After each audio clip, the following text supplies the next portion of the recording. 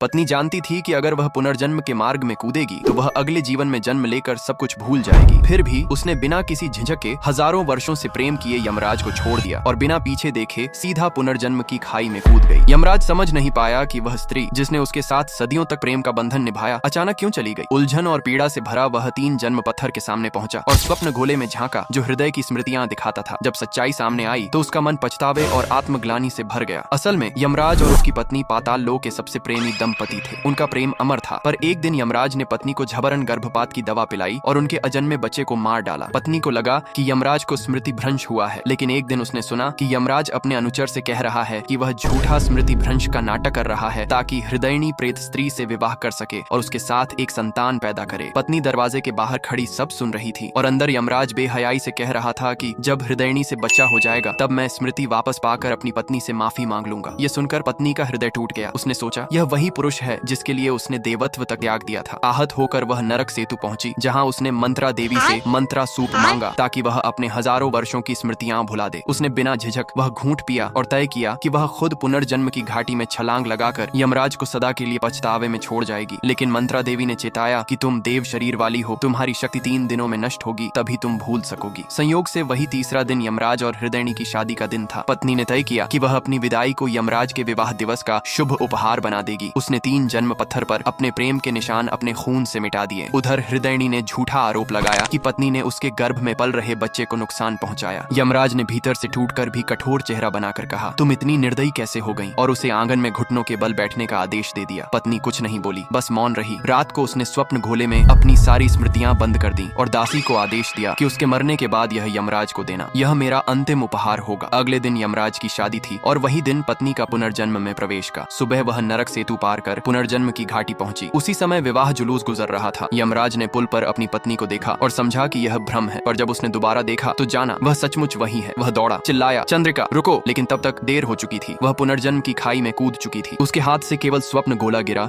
जिसमें उसकी आवाज गूंज रही थी, यमराज अब न मैं तुम्हारी हूँ न तुम मेरे, अगले जन्म में भी हम कभी नहीं मिलेंगे।